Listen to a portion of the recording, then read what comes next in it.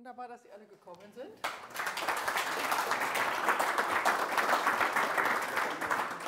Ich stelle Ihnen mit großer Freude vor Stefano Bottoni, den Autor dieses wunderbaren Buches. And now we're going to switch to English because Stefano is fluent in Italian and English and Hungarian, but I'm not.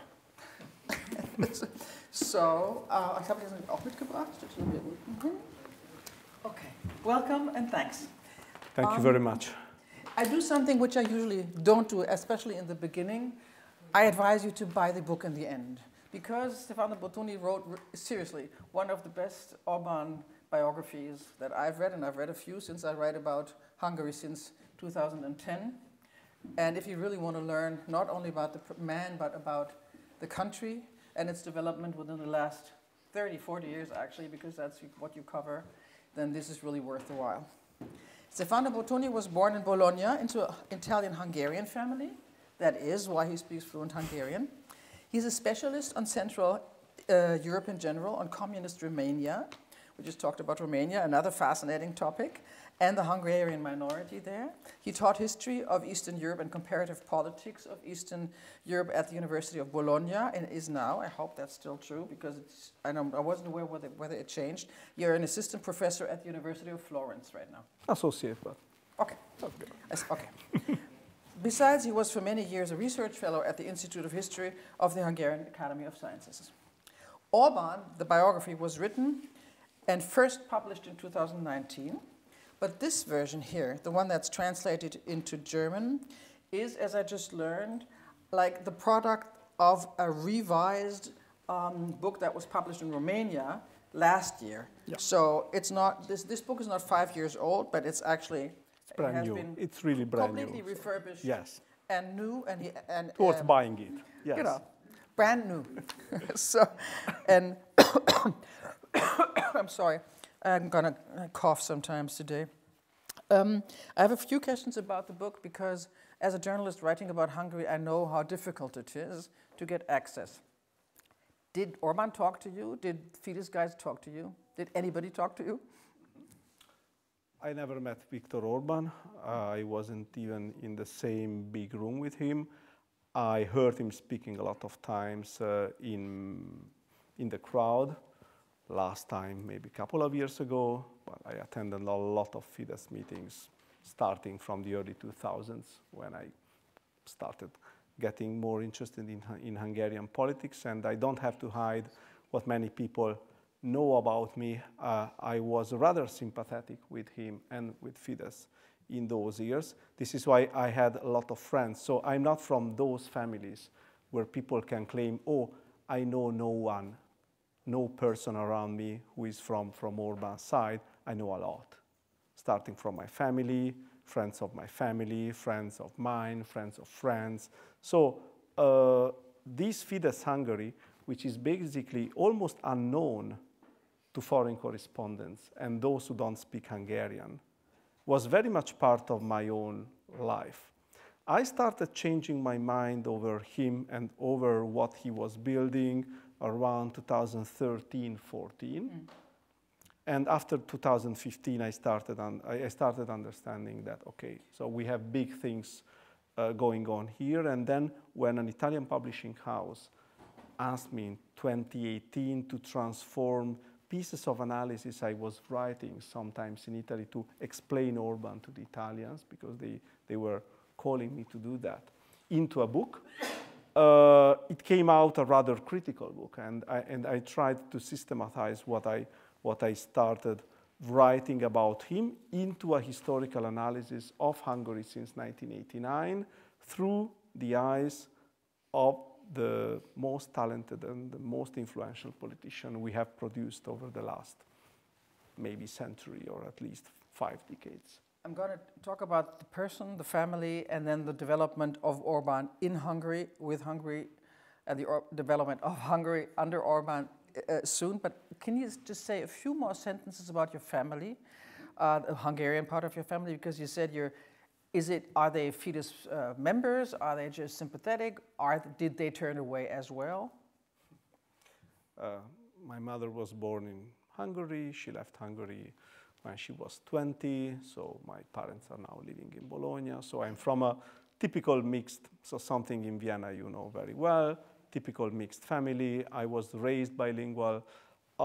My mother was not a dissident, which is technically very important because she never lost Hungarian citizenship, so we could visit Hungary every year. So I used to spend. A dissident of 56 or a dissident of No. not whatsoever. So if you left illegally Hungary, you got a sentence and you were stripped of your Hungarian citizenship, which means that many people couldn't legally go back to Hungary until 1989. For us, things were very different. We could apply for visa every year and visit legally Hungary. So I basically stayed in, since I was a little child, I was able to spend little more than 1 month in Hungary every year. So for me, Hungary was not a strange country. It was just part of my life. We jumped on a train, Bologna. There was a wonderful train. There was the Rome-Moscow train. I loved it. So you jumped on that train in Bologna. Okay, it lasted 20 hours, but you know, you had the samovar, you had the Russian couchette, everything was very slow but very comfortable through Yugoslavia, and then Balaton, and then slowly we got to Keleti station. So every year I saw Hungary. It was strange for me on the one side. I know it's a strange country. I knew the language. I knew that it is a communist dictatorship since I was 7 or 8. So it is another kind of setting than in Bologna, even if in Bologna I think they were much more communist than in Budapest. So in my hometown, many more people truly believed in communism while living in very comfortable social democrat capitalism than in Budapest. So I knew that it is different, but still it was kind of home. And I had family. I still have many members of family. I had friends. So this is the very special relationship I started to cultivate with this country. Okay. I want to quote something to start with. Viktor Orbán is the most talented and most original politician who appeared on the European stage in the last centuries. I translated that from German to English back, so it's probably not literally what you wrote. He is neither crazy nor bloodthirsty. He is rational and cynical. This is actually a quite positive assessment. Are you alone with that amongst biographs of Orbán? I wouldn't like to be called cynical, so I would be bothered if someone called, many things, but maybe not cynical yet. Talented, original. I think he's talented. Rational. Okay, some people interpret him as just a thief. So this is the thief theory. So basically, he's a huge thief, the biggest thief of, master thief, not chief, but thief of the nation, building up an empire of stolen money, which is now technically true. But I don't think we can grasp the essence of Orbán being prime minister for the last 15 years and being one of the biggest illiberal influences in the world. This is the subtitle of the German edition, which is from a football player of the province, of a village, to the example for many wannabe dictators, wannabe illiberal leaders of the world, because he created a laboratory and he transformed a government, which is very important, into a constitutional system. You have no other constitutional systems of this kind in Europe, and it is much more difficult to dismantle, to undo a constitutional system than just overturning a government. So what you're saying is he turned from well, he was politically an outcast in Western Europe for a while, and he's a role model now for many illiberal leaders, right? Yes, and he did it by purpose. So what I tried to explain is, why should you leave your comfort zone? Comfort zone meaning the European People's Party, the mainstream conservatives. You have a very stable, unchallengeable government position, but you have powerful allies, Angela Merkel, Manfred Weber, and so on and so forth. He was kind of driven out anyways, but he didn't go on free will.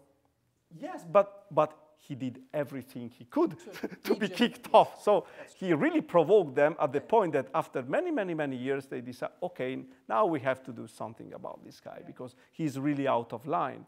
And he did it by purpose, provoking them.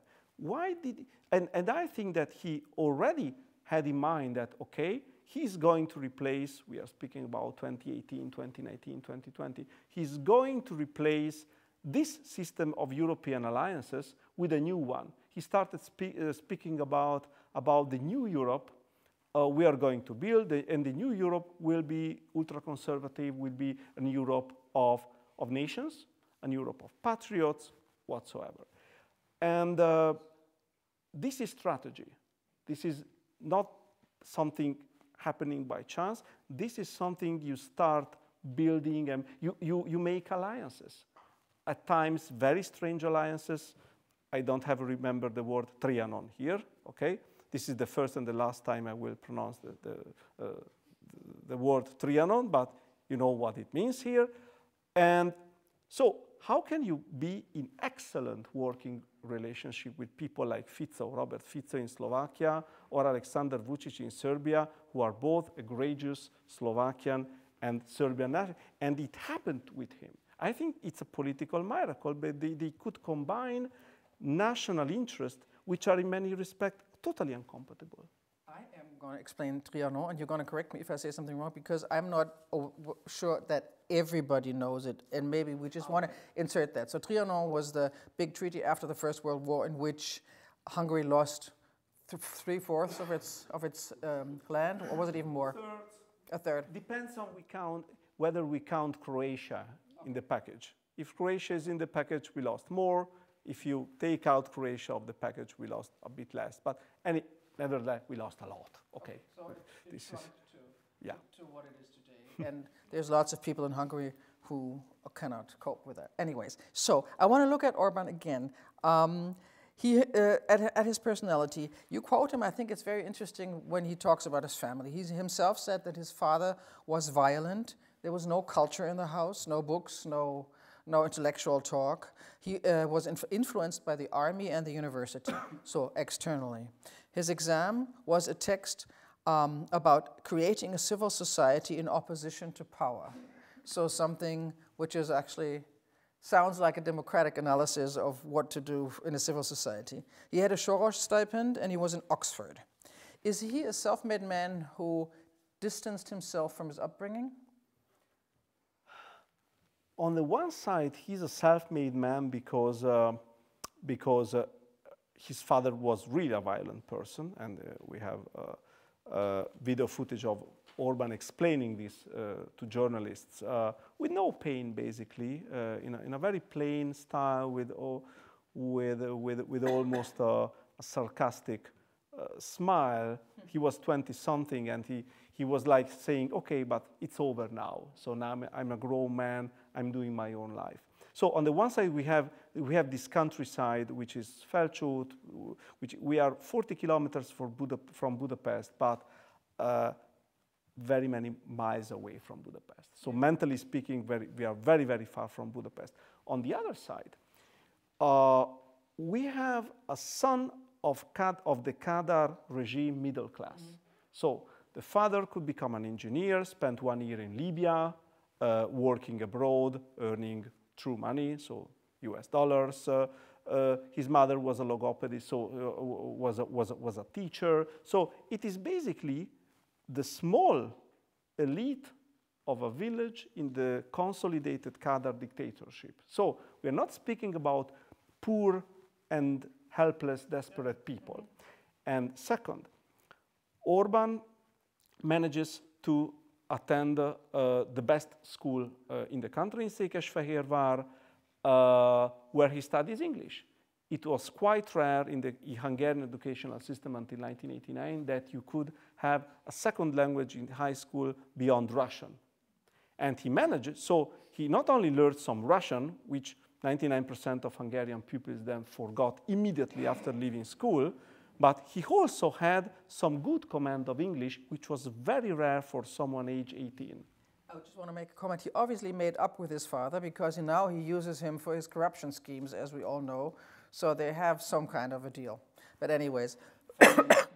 Family is very important. Family is very important. Yes, he's married. He has, what, 4 kids? 5 kids. 5 kids. Actually, which is very important because 4 kids he's very proud of them. They are all women. He's very proud of them. There is 1 boy he cannot be proud of. Because he's gay? Is that the story? Did I read that? Yes. Yes. I think that this plays a considerable role in this. Yes. So this guy is basically, he was meant to be a football player, but he was not good enough. Then he was meant to be, like really in the medieval stories, a warrior, so a soldier, and he had to join the army as an officer. He got trained, and now we basically don't know what he usually does. He's very well hidden. Wasn't he sent to Africa? He was sent to Africa. He had some troubles in Africa several times, but he was not even shown to the Pope. So when they went to Rome 2 weeks ago with a very, very joyful delegation with basically the whole family, he was the only member of the family missing. So it's like the Musk trauma with, okay, anyway, we don't want to get into that, but it may be psychologically interesting. Some psychology has to be... And one more psychological question before we talk about really talk about politics. One of his main influences is sport. We know about the big football stadium in Feldshut next to his house. Everybody's seen the pictures. And I keep hearing when they talk about Orbán is that he loves sport because he hates to lose. And in sport, it's about winning or losing. And you write that wonderful story explaining his whole character with a sport allegory. Okay, you know what I mean? Okay, Orbán always changed the rules of the game when it came in handy. When his wife threatened to win in a ski race, he organized for men and women to get separate prizes. I thought that tells a lot about Orbán. He changes the rules, and that's what he's been doing all his life. Yeah. Yes, and he totally merges sports and politics. For example, he became a big fan, or political fan of Silvio Berlusconi. After they first met in fall 1993 in Milanello, in the technical center of AC Milan, when AC Milan was basically one of the greatest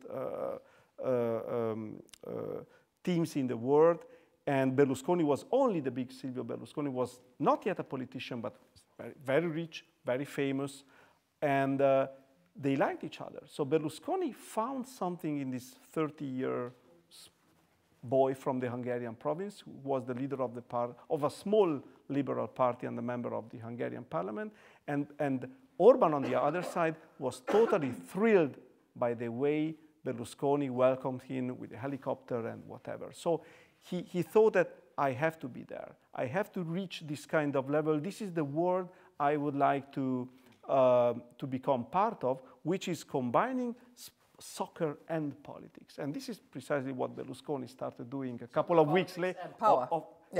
And from this point of view, if we Italians were less provincial than what we are, and we are tremendously provincial, we would recognize that Silvio Berlusconi was not only a clown in the European politics. He set the rules for all the new authoritarian, neo-authoritarian. Yes. I think that you can't understand today's Trump without looking at how Berlusconi has transformed the way Italy and Europe regards politics, the way politics can be sold as a product. Berlusconi became famous in 1994 out of the blue after the collapse of the Italian political system. And for Orbán, who was at that time still a liberal, and Berlusconi called himself a liberal, conservative, something like this. So they were theoretically distant, but soccer and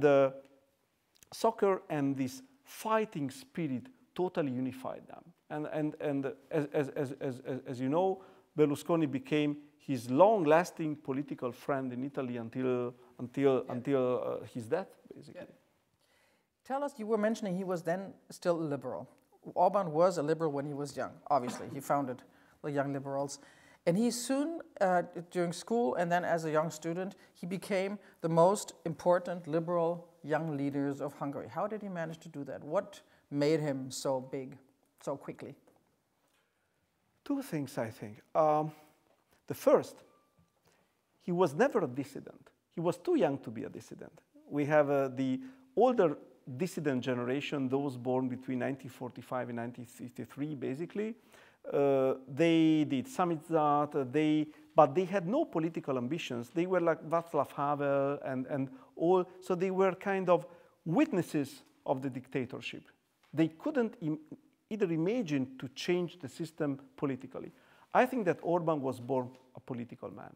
So he acted politically even if not at high school, but during the university, spent at an elite college in Budapest, the Bibó István Szakkollégium, as a trained political scientist. And the BA thesis you were mentioning on the Polish civil society, you have to imagine someone writing in communist Budapest and in communist Hungary about Solidarność in 1987, like it was real. So on the one side, you have to appreciate that Kadar's dictatorship was really quite large compared to other ones. Try doing something like this in East Berlin or maybe even Warsaw, not to speak about Bucharest or Prague in 1987.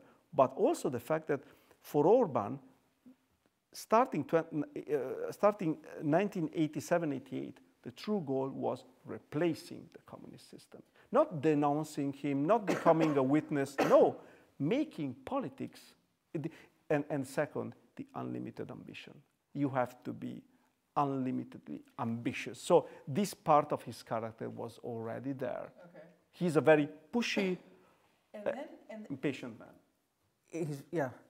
And then, I mean, the post-communist crisis in the 90s, beginning of, actually after the fall of the wall, after 89, there was never a revolution. It was kind of an evolving crisis of the old powers. And he did see that coming, and he adapted. So his liberal politics, he adapted to that crisis. How did he use it? There is an episode I recall in the book. It was in Vienna, 1999. Havel, Wałęsa, Adam Michnik, big people celebrating 1989, 10 years after in Vienna at EVM. Okay, everyone is very joyful, everyone is joy.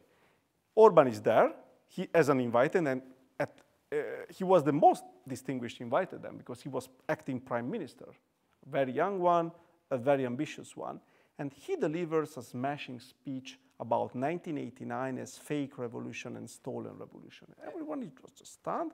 What are you speaking? We are celebrating. No, and he says there is absolutely nothing to celebrate. And he made clear that the new enemies are now those liberals who faked the revolution in 1989 and then aligned with then they aligned with the communists, with the old post-communists, betraying the values of the revolution that had no place. And in fact, there was absolutely no revolution, technically speaking, in Hungary. It was a peaceful, agreed transition of power between those communists who gently agreed that it's over. It's over. We lost, historically lost the challenge. And we agree to hand over power. And a very weak and fragmented opposition that had basically no idea of what to do with that power. And then we saw that after 1990 when they got to power, and it was a shaky government because they really had no idea of how making the power machine work, so they relied a lot on the old apparatus. In fact, there was no big change, no lustration in Hungary, no big change. There was a huge degree of institutional continuity precisely because the late Kadar regime was already a semi-corporatist, corporative, if not democratic, but much more inclusive from a social ideological point of view regime than most of the others. So it was better. So how can you do a revolution against a not so bad regime? It wouldn't be so popular. That was the dilemma of Orbán in 1999. We want a revolution now. So we are now fulfilling the expectations of the revolution which were betrayed by you, liberals, in 1989. That was the start of the new ideological construction. It sounds schizophrenic, though, because he was a young liberal. I want to quote something again. The changing of liberal Fidesz into a first conservative, then illiberal party was the result of a curvy, incoherent, illogical way that cannot be separated from the end of communism. That's actually what you're saying. The principles that led Orbán to become important, the principles that led Orbán became important only later. Economic and cultural power, national sovereignty. So in the first 10, 15 years of his political development, it was actually a fight against the communists and the post-communists. And that was what drove him.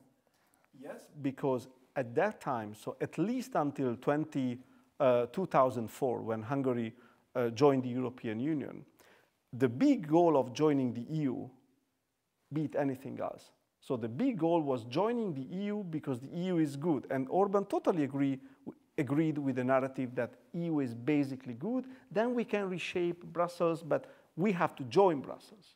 We have to join the EU, we have to get money from the EU, and we have to get back to the West because, after all, we belong to the West.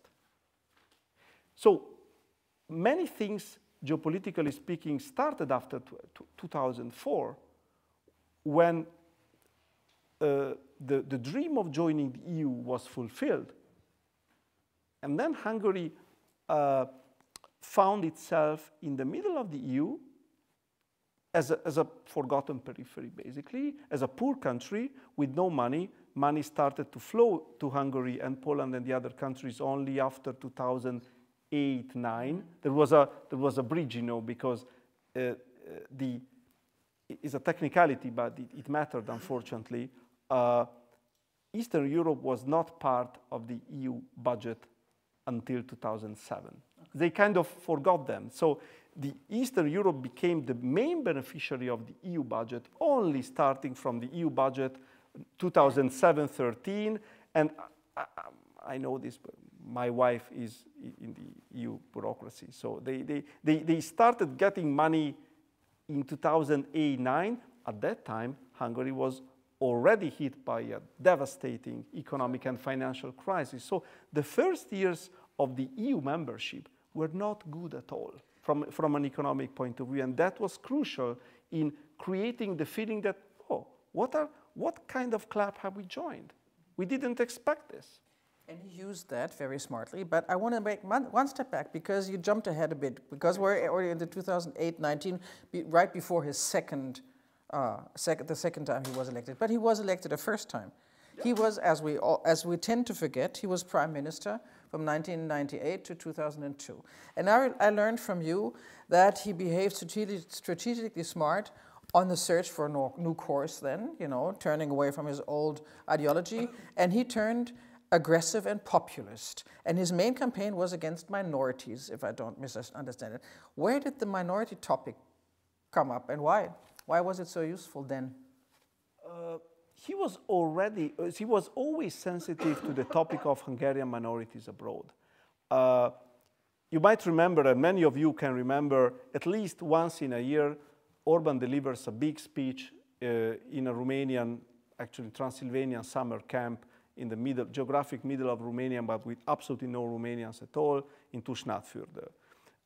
It is a camp Fidesz established with other civic society organizations in the summer of 1990. And Orbán has been attending and delivering the main speech every single year since 1990. So he defined himself in the early 90s as a national liberal, which is very important. In Hungarian, we have this word, szabad elvű. Szabad elvű, for those who speak the secret language, is not exactly liberal. Szabad elvű is something different because it reminds us of the liberals of the 19th century in Hungary, which were not the liberals, left-wing liberals of today. They were totally different, ideologically speaking. So, attention for Hungarian minorities. And you are probably referring to the status law he passed in 2001. Exactly. Yeah, granting not citizenship, because they could not do that at that time, but granting some special rights to a special group to be defined of the Hungarians beyond the border. And of course, the big question here for all students of nationalism, okay, what is the nation? Who is the nation? Who is to be defined as Hungarian, ethnic Hungarian in Romania? Do you have to speak the language? Okay, language is very important, we know from Széchenyi. So nation lives in the language. Okay, very nice. Do you have to have Hungarian ancestry? Because Hungarian, okay, is a different language, but you can still learn it. It's not technically impossible to learn Hungarian. Quite. No, I agree. You agree? No, it's really. I know people with no Hungarian descent who speak very, very nice, very fluent Hungarian.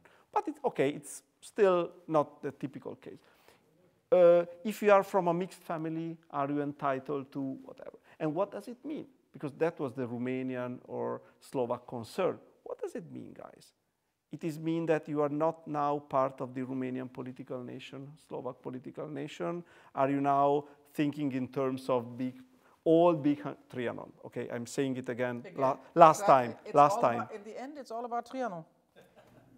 Yes, but you say the word Trianon.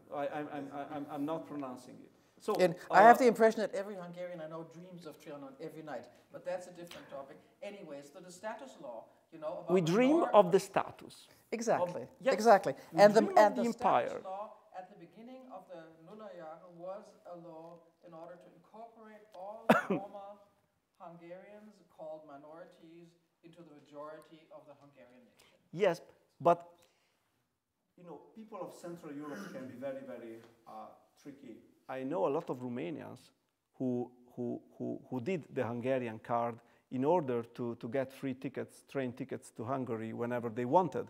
Because people can be very practical. So the problem is not what is a nation, but when is the nation. So when is the nation very important for me? So in some cases, doing national stuff can be very, very important in my life. In other cases, I can be very practical. Can I get for free to Budapest showing a Hungarian fake ID? No problem. I can claim it. So many people really did it for very practical purposes, but yet I recognize that for the liberals, it was a shock because it was like breaking why did he do it?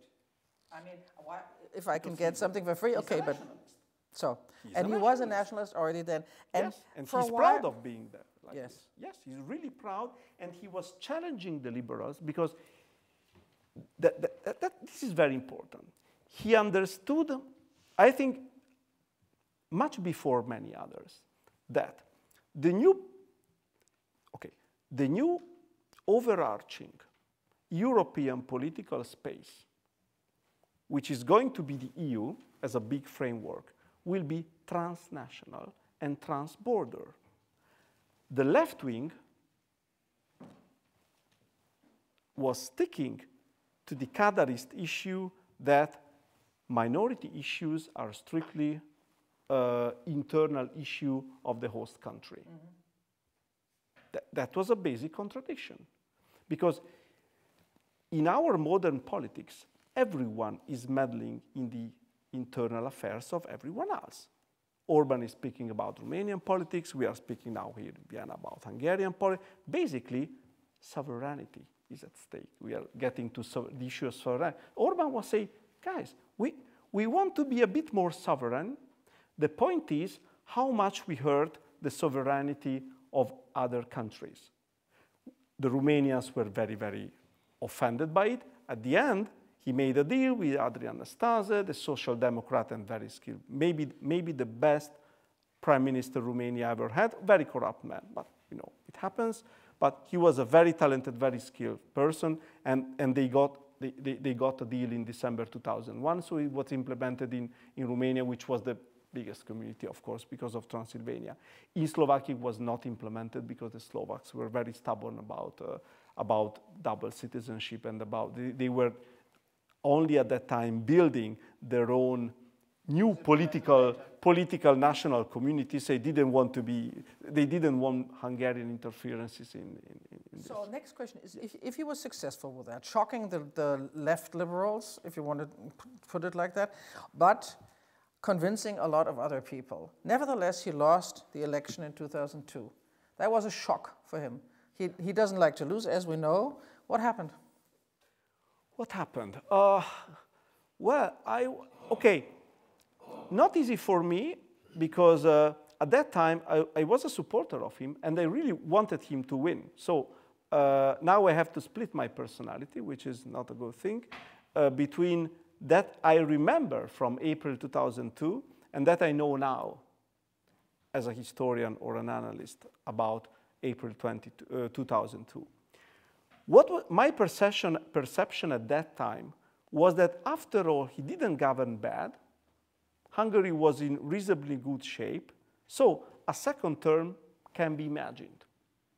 His perception was that he did wonderfully, and he fully deserves a second term, and he was totally shocked by the fact that a slight majority, 50, so he lost by 50,000 votes out of 6 million. So it was really a very tough race, the toughest race since 1905. That was another tricky election back in the dual monarchy, with very shaky outcomes for the stability of the monarchy. And I think a parallel can be drawn, historian speaking here. The stability of the Hungarian democracy was shaken after 2002, because when you are convinced you have the historic right to win, because you deserve it, and you think the victory has been rigged off. So the elections were rigged. That was one interpretation. So the socialists used the state machinery to rig the elections. Second, more deeply, the Hungarian people do not deserve me. I promised them, and I started delivering the so-called Polgári Magyarország, the bourgeois and civic Hungary, so basically the dream of becoming a universal middle class. And now, you Hungarians, you turn back to Kádár and to socialism. Damn it. Why are you turning back to socialism? Why should you have nostalgia for the old good 1970s and 80s and fulfilling the socialist dream? That was a drama for him. And then we come to the big strategic shift between 2002 and 2006, when he realizes, okay, do you want Kádár? Okay, I will be the new Kádár. I give Kádár to you. Do you want Kádár? I can become even whatever. I can become the new Kádár. I can deliver a new capitalist version of Kádárism. And this is what he starts doing from the opposition between 2002 and 2006, very pragmatic. In order to win, I have to become more Kádarian than the socialist. I will. I'm going to ask about, to prolong that explanation, but I just want to say, when we were sitting in the living room before this session, and I said, so when came the big turn? When did he change from a more or less liberal, not extremely corrupt young politician to a guy adoring authoritarian rules? And you said, I'm not going to tell you now, I'm going to tell you later. So this is the chance. Tell us now, what happened and when? I'm not sure now. I was thinking about the 1990s or about 2002. Maybe I was thinking about 2002. A lot, until 2010, a lot has changed. Okay, we have Gyurcsány during that period. He had to watch that. He used the Lügenrede, the big Lügenrede. He saw the financial crisis. He saw Bornhöhe. So things were going down the drain. People were walking away from socialism. But nevertheless, he invented himself as a new politician. Yes. How and why? How I try to explain it in the book, so please buy and read the book, because there are two full chapters on this, and we tend to overlook this aspect because many analyses of the Orbán system basically starts with the electoral victory of 2010, and I think that it is very, very important to understand, like in diseases, the period of incubation of the disease. And this starts from 2002 and 2004. After 2004, the Hungarian political elites and cultural elites lacked a new overall national project after the European integration. So we are a poor country in the EU, but still part of a Euro-Atlantic family. So we achieved some, and we are even sovereign. There are no Soviet troops here. So basically, we have a degree of opportunities which is unprecedented since the compromise of 1867. Even more, so even better from that point of view, because we are a totally equal part of a big democratic empire. What can we have more? Okay, we need money. There is no money in the system, which is a problem. But still, we have opportunities. The problem is that these political elites totally lacked a vision of what Hungary should become. For example, we have almost 1 million Roma community in Hungary. Are we going to do anything with it, or we just leave them grow like in the field, without any idea of social, cultural, political, whatever integration? We have a huge divide line between Budapest and the provinces. Are we going to develop Budapest as a world capital, leaving the poorer parts of Hungary at a development level comparable to Serbia, Romania, Ukraine, whatever, and so on and so forth? These questions were not addressed at all. This is a huge part. And Orbán didn't address them either, so he was part of this kind of being in denial. And then, when the crisis hit Hungary, much harsher than others, don't forget that Hungary stopped growing in the last quarter of 2006, much ahead of anyone else. The economists had no explanation. Of course, I never talked to Orbán, but I talked to, because in 2018-19, I still had a lot of friends in the system. Now it would be impossible for me to talk to them. But I had friends in the system. Did you ever try to talk to him? I forgot to ask that. No. Why? No. I didn't want to. I really didn't want to, because I have a friend of mine, an Italian journalist from La Stampa, who interviewed him in 2019. Okay, he was a typical liberal, so guys, he was not an Orbán fan. Went to Budapest, it was before the European elections of 2019, and Orbán wanted to deliver a big message to the European mainstream. He picked up that guy and that journal. The guy went to Budapest, the interview was set up. You know how difficult it is to talk to these people. He had to pass through, and I don't know how many controls. The interview was expected to last 1 hour. It lasted 3.5 hours. Orbán showed in the famous room with the old books, the library in Carmelita, whatever. So the whole scenography was there. And then the guy writes me on WhatsApp, Stefano, he's really clever. Oh, he's really clever. And I thought, oh, Alberto, we are becoming a fan. We are becoming a fan of the big guy. So he was able to kind of, to brainwash you in a way. So he's really the type of guy who is able to make him, so able to make him important. So I didn't want to have this feeling. I didn't want to any construction by the fact that at the time I was already critical. So I was already critical. So, but I had friends in the system at several levels, and they told me things. I just was curious Yeah. whether you. I know your feeling, because it's the same with me and lots of colleagues who met him and who went into the interviews and said, I'm going to confront him, it's going to be really difficult for him, and I have all these wonderful questions. And they all came out with starry eyes, like in the Jungle Book, after meeting the serpent Kaa. And then after weeks, they called me and said, okay, now I'm down to earth again. Now I realize what happened. He really he washed me in soap and blah, blah, blah. And he must be extremely manipulative, and lots of people are afraid of him. I know that. Anyways, back to our story. In 2010, he won for the second time elections, and I don't think he wants to lose once again. So he has been ruling for 15 years now. What you say, and what I find fascinating, is he is the inventor of the permanent electoral campaign with permanent referendums and a Fidesz databases. So that he is, Orbán and Fidesz are a huge machine. They know everything about their voters.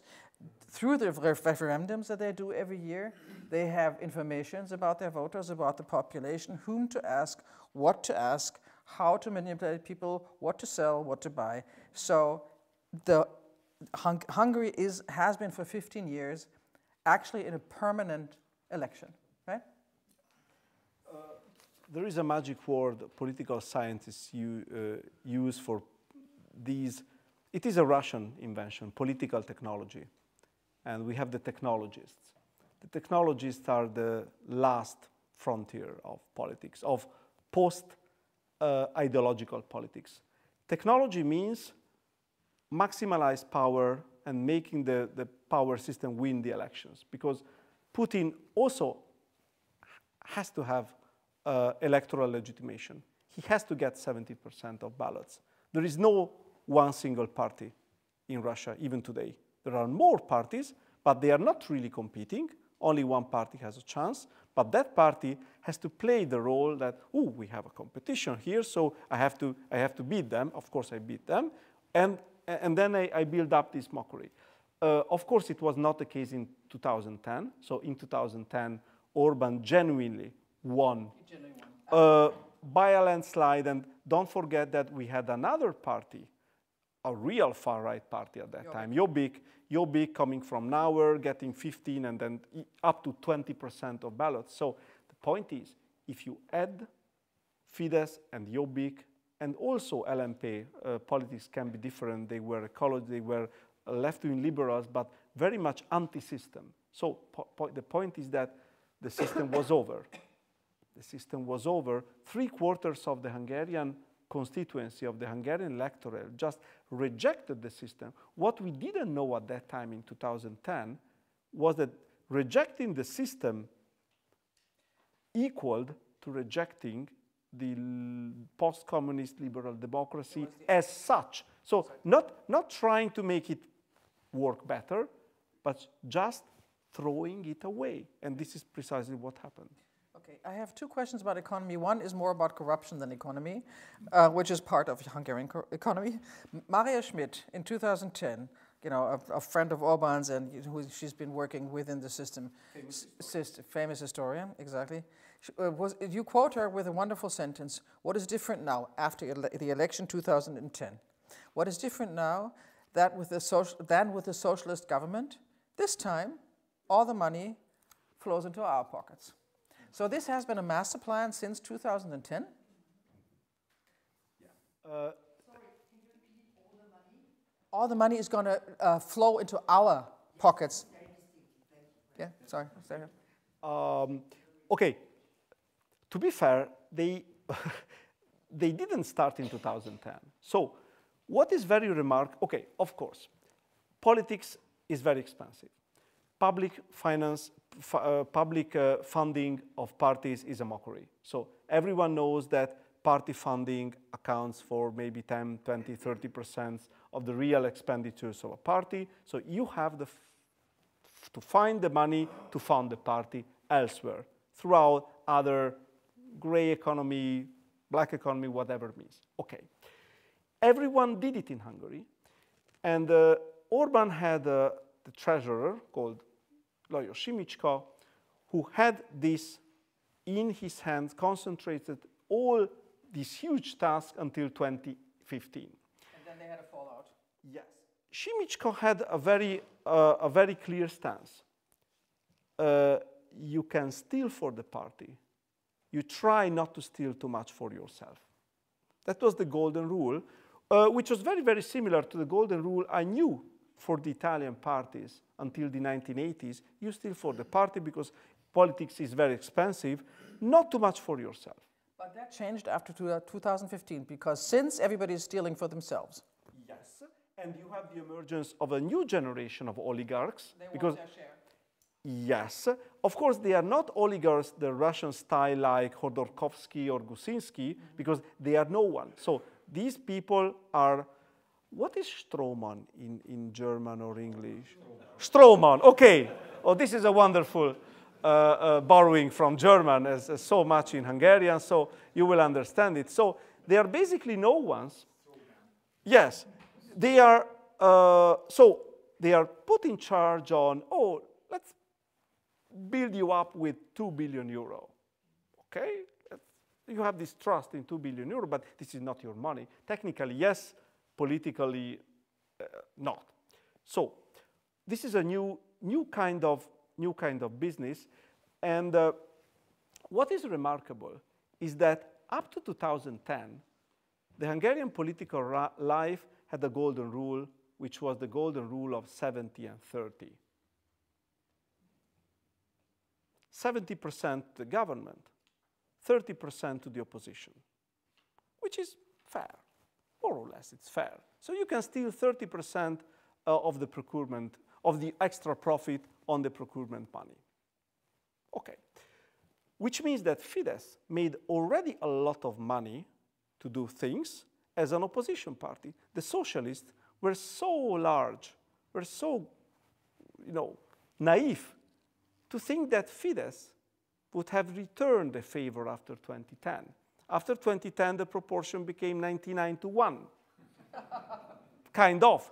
So basically, they stopped doing it, and this is how the traditional Hungarian opposition was basically left without money, and in a couple of years, they were really poor. They were left without money, they were left without opportunity, they were left without anything, so without ideas. Okay, so the process started in the 1990s, but then after 2010, and especially after 2015, that kind of corruption became so systematic that I have no words. So we have to invent new words to explain. You're Italian, I mean. Yeah, no, I try to describe it, but the problem is corruption means taking money. No, it's not taking money. You don't have to take any money. Very simply, you are not allowed to compete in a tender. You have to fund the party in order to get some other funding and so on and so forth. Basically, and the corruption system implies all the local mayors. Mayors are very important in Hungarian party politics. It is not Austria. So in Hungary, everyone is independent. You basically, in the provinces, you have no party politicians. Parties are technically non-existing, but informally, everything depends on the party. But we don't say it. We don't say, guys, I'm from Fidesz. No. I'm from the local patriots of Kiskunhalas. But everyone knows that the local patriots in Kiskunhalas are really, and the whole family is inside. So we have the whole family in the system. So basically, the local mayors are very important. The local mayors have been loyal to Fidesz because they have very little alternatives. Up to now, after the emergence of the new guy, we are probably talking about, because some people are now switching side, hoping that something, because they have now too much. They have enough. We're a bit running out of time, but that's why I'm rushing. And of course, we want to talk about the new guy. And I have a few more really important questions. I'm already skipping about half. No, it's fascinating, actually. But I have one important question. You write 2 chapters about NER, the economic policy. System of national cooperation. Exactly, the system of national corporations. I always thought that this is an economic approach of anti-globalization and nationalization. I thought it's about economy. But when I read your book, this NER is a whole ideology. It's a political philosophy. What is it? Okay. It is a very sophisticated technological form of the corporatist systems of the 1920s and 30s. So let's think about Salazar's Portugal or Franco's Spain. These are models we can borrow. Some fascism with less ideology, much less ideology than Italian fascism. Definitely not Nazi Germany. It's a different issue. This is one line. The second line is a very interesting compenetration of globalization. So Hungary is an open economy. Everyone knows it. Small economy, totally open economy, non-existing national economy. So basically Hungary is foreign investments, is multinationals. If you take out multinationals, Hungary economy is nothing, zero. So, and everyone knows it, and it used to be like this also in the communist period. This is why also in the communist period, Hungary was by far the most open economy of the Soviet bloc. So we have this tradition of kind of open economy with a very small internal market. So Orbán knows that without basically German, Austrian, whatever capital, he's nothing. So he has to cope with this issue pragmatically. And he has done it quite successfully for 15 years. Second, we have cultural deglobalization. Sorry for the big words, but cultural deglobalization means globalization achieved its peak in the early 2000s, when many people thought liberal society and global society are going to rule the world. Now we know that it was probably premature to claim this. And Orbán started surfing the way of cultural deglobalization, which means claiming back sovereignty. Sovereignty is a very big issue because, of course, Hungary is not a sovereign country. So he went to Trump now begging money. So not claiming I'm a great, he was basically begging for some money to sustain the electoral expenses. So let's call things as they are.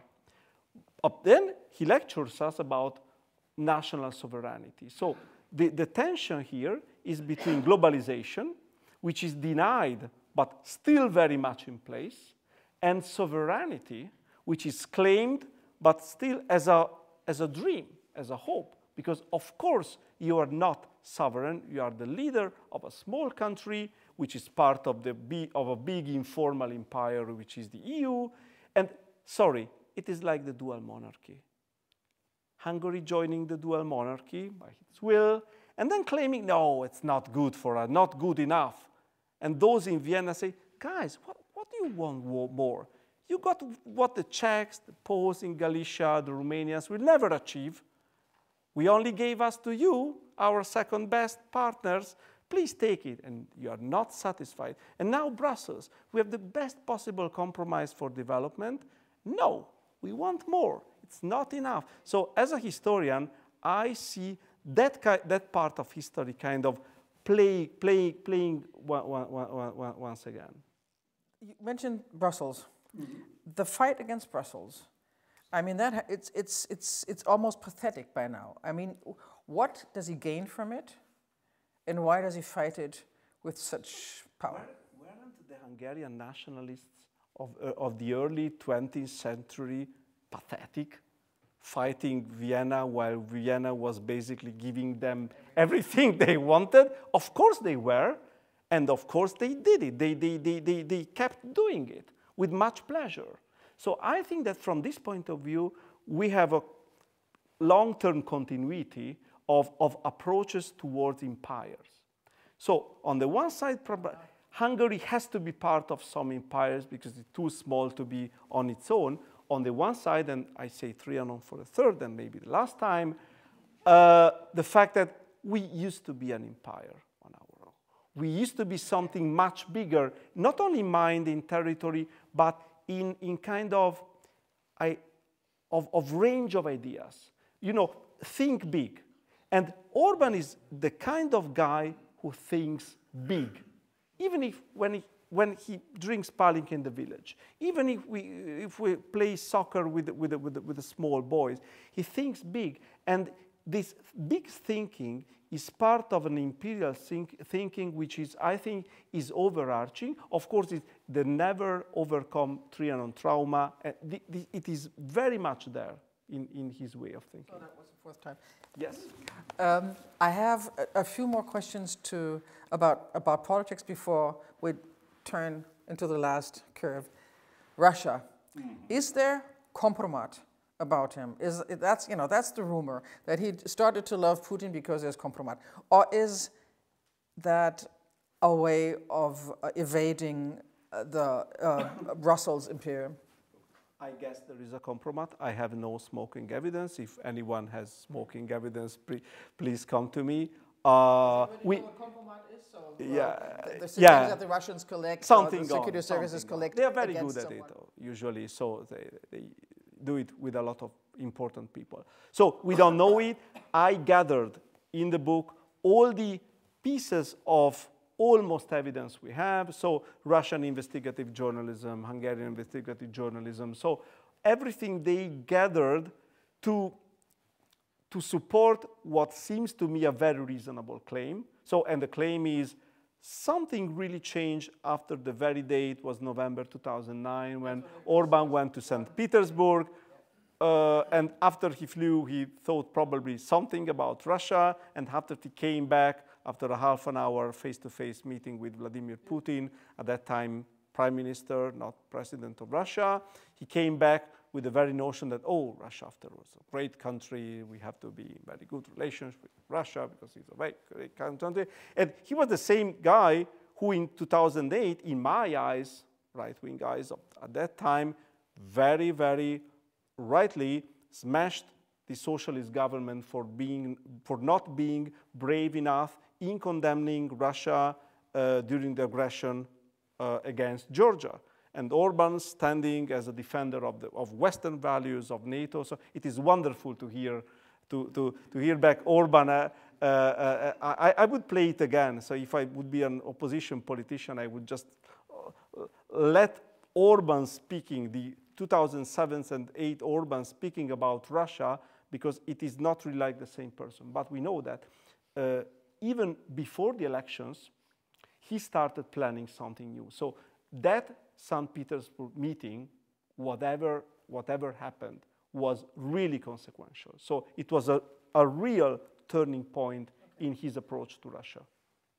One more question to the development of the last 15 years. We don't talk now because everybody knows that, about the rebuilding of democracy into a liberal democracy, rearranging the electoral system, the judiciary system, the economic system, gaining power, not letting it go again. We all know, we've read about, talked about that a long time. What I'm really wondering, and I wonder that whenever I come to Hungary, does Orbán still have like the cultural hegemony over the population and what it thinks? Because there's almost no free media. There is only pro-Orbán, pro-Fidesz television. The opposition does not take place in electoral campaigns. You have to make an effort to hear a dissenting opinion. So is he still successful in that? We have to define cultural hegemony. If you mean cultural hegemony, the fact that all rectors, university rectors in Hungary, have to comply with the fact that, under all, we live in NER, and if some NER people call us to ask for favors, we immediately forget that we should be independent, university autonomy, whatever, and we become servants of the party state. So if you, from an administrative, the vertical of power point of view, hegemony is very much in place. But if you think about the fact that they never managed to gather around themselves the best of the Hungarian intelligentsia. You mean the left? The opposition? It's not a left, but the opposition. Yeah, yes. But those who win Nobel Prizes, so they can now claim, Krasznahorka is a wonderful writer. They would never claim that Krasznahorka is ours. He would just smash them. So they have a very mediocre people around them in the cultural sphere. So they now is Fidesz again. Yes. Or press. Mm-hmm. So many people in Hungary really don't watch TV. And this is not a cultural, I'm not watching TV. And then no, they really don't watch TV. It's not Austria, not to speak about Germany, which is incomprehensible for me. So many people still, religiously watching the 7-hour Tagesschau or whatever. So in Hungary, very few people do it because it's pointless. It's not it's toxic. So it's much worse than pointless. It's toxic. We have alternative TV. We have Partisan. So we have those internet TVs who provide us what we need. We have thousands of podcasts with a range of 10 or even 100,000 people day by day.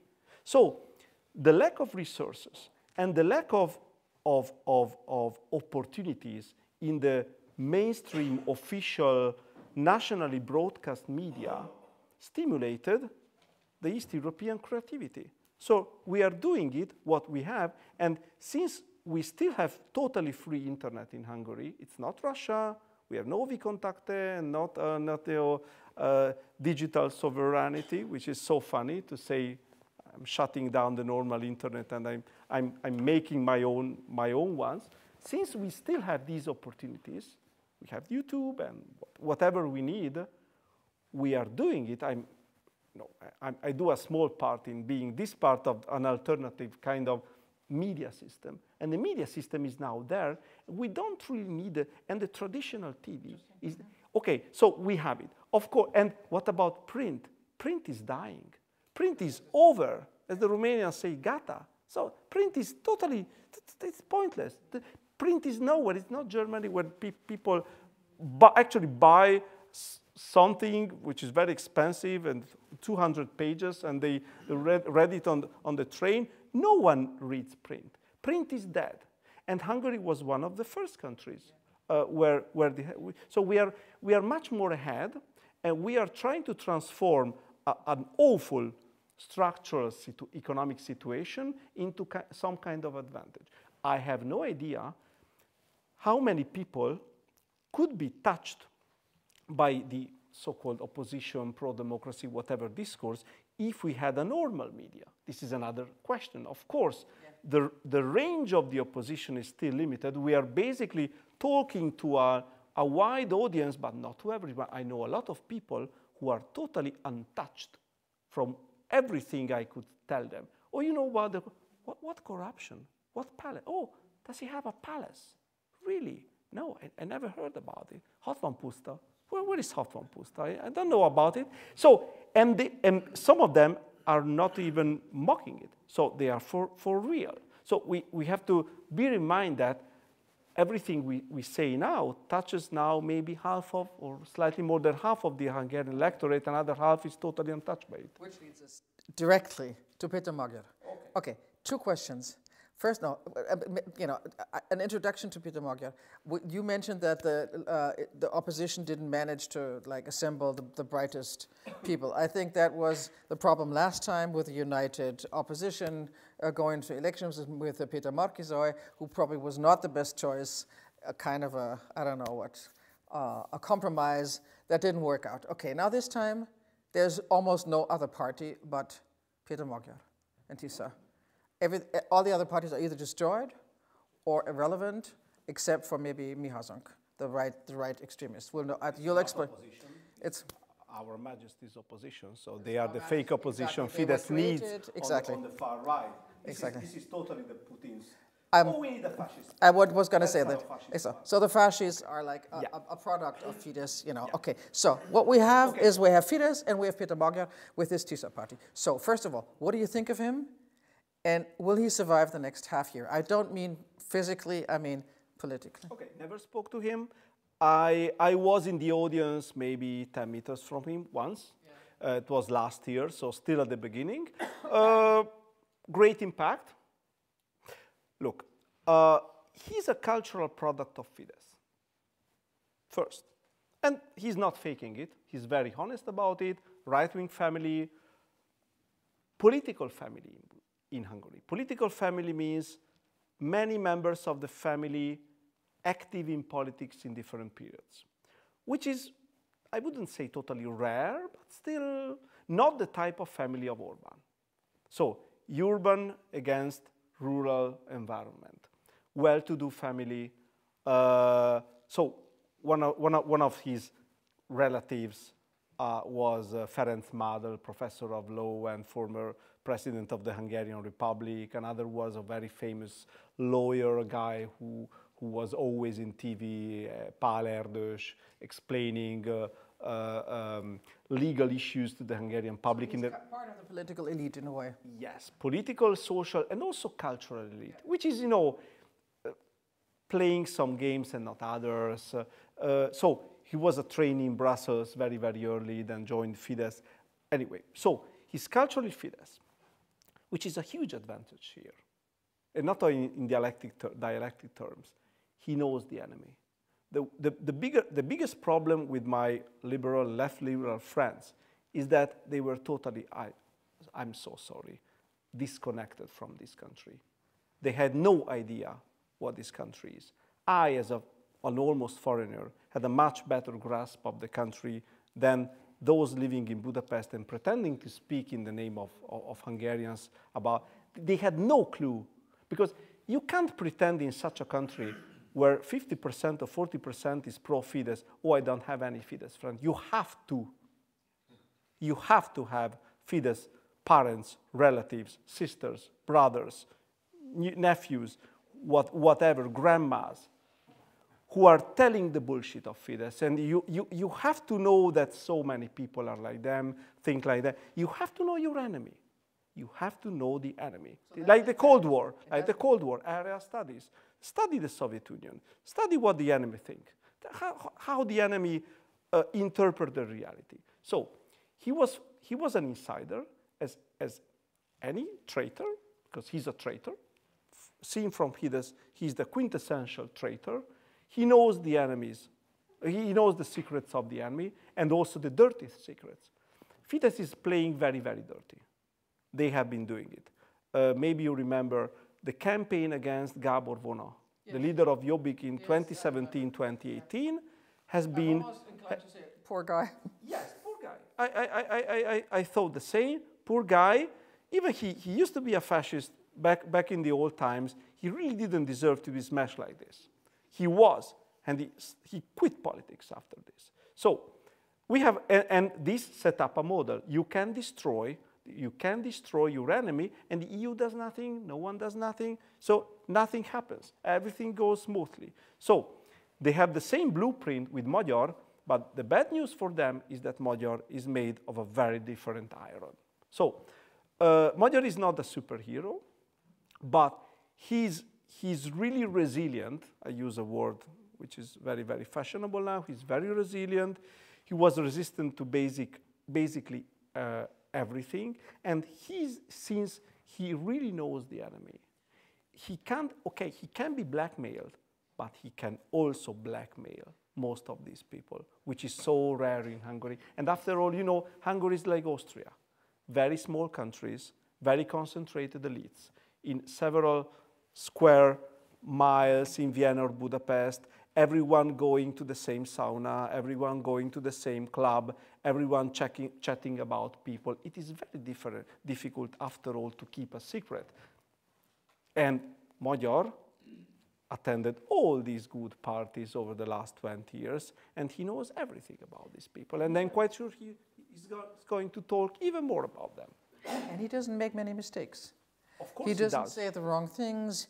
He decides to not talk about difficult topics that might make him less popular in parts of the population. He doesn't talk... No one cares.